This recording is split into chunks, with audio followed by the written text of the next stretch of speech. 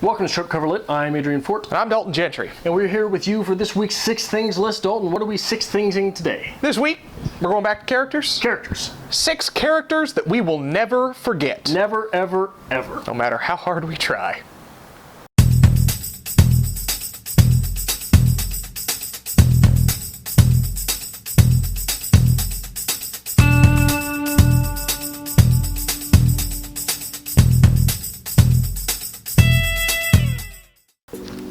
Tyler Durden.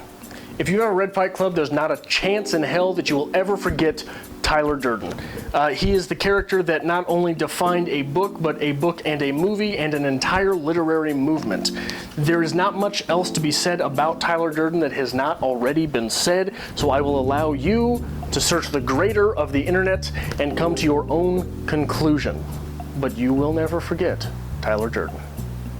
Because I absolutely hate Adrian and I like to make his life hell, my first character that I will never forget, Albus Dumbledore from Harry Potter series. This is my childhood novel. I mean, I was right 7 years old when it came out, so I mean, that's what first really drug me into reading. And what better of a character to be introduced to than Albus Dumbledore? The wise, the great, but still the reserved. His intelligence, intuition, whatever you want to call it, wisdom to do what he did. I'm not going to spoil it because people still hate that. I just speak so much about the character that you cannot forget him, and I'm ready for Adrian to experience him. The grandmother character from George Saunders Sea-Oak, as I found in the Scribner's Anthology of Contemporary Short Fiction, cannot be forgotten. This is a character who, at some point, and spoilers, in the story, dies, and then mysteriously shows back up. And when she does show back up, she is full of piss and vinegar and hell.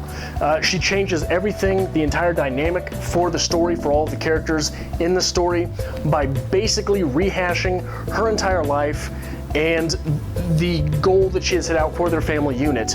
And almost in a Tyler Durden type fashion. You do what you gotta do, man, but you do it. All right, my second choice is gonna have to come with a little bit of a backstory. It is Sol-Leks from The Call of the Wild. Now, the only reason I chose this is because Adrian and I read Call of the Wild together in a classroom setting and spent the better half of a semester discussing the fact that he was Spitz and I was Sol-Leks.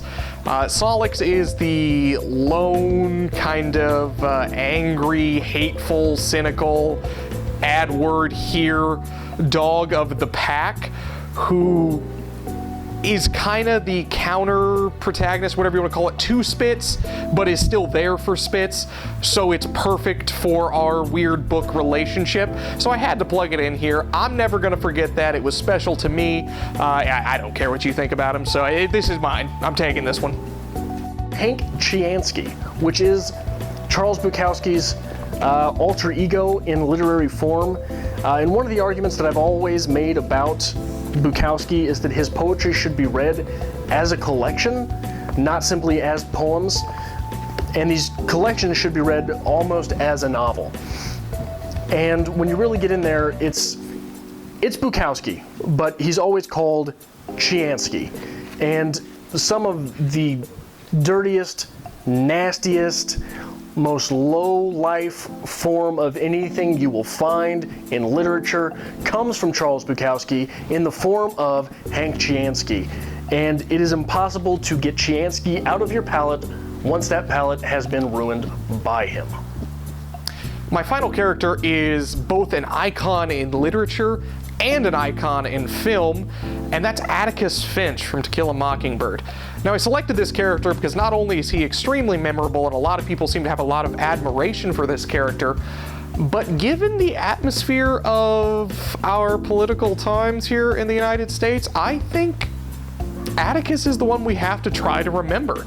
This was a man who fought for civil rights and the rights of just humans in general way before he ever should have been.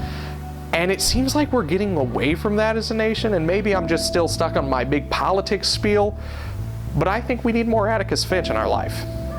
Tyler Durden. Yes. Really? Yeah. Now, normally we try to incorporate something from our main book review into something else that goes up that week. But Tyler Durden, everything. Tyler Durden, Tyler Durden, Tyler Durden. This will be the year of Fight Club for me. That's what you got? I finally got the opportunity to talk to someone about Fight Club, so it has become me. Here's the thing I want to get on you about. All of my characters are sort of despicable in one way or another. Okay. Atticus Finch? Atticus Finch. Really? That is so pertinent in today's time, and he is such an iconic, memorable character. Pertinent and memorable. We'll always remember, I think, is different than we'll never forget. I don't know. I think it is. Come on, how more iconic and a character that you can't forget than Atticus Finch? You will always remember Atticus Finch. Okay. You will never forget Tyler Durden. All right, you win Tell this me, one. tell me that little bit of semantics is not pertinent. Is not. See, this is exactly why I picked Sol-Leks. This is Spitz and Sol-Leks banter here. It's perfect. Okay, go ahead. So that is my plug for that. In Call of the Wild, you were Spitz, I was Sol-Leks. Yeah. Okay. Easy as that. Okay. Piss on you, Tyler. All right. Fine. That's fine. But my characters will never be forgotten. If you have a character that you can't forget, let us know in the comment below and tell us why Adrian is wrong again this week. Tell us why the little bit of semantics between "will always remember" and "will never forget" is worth making.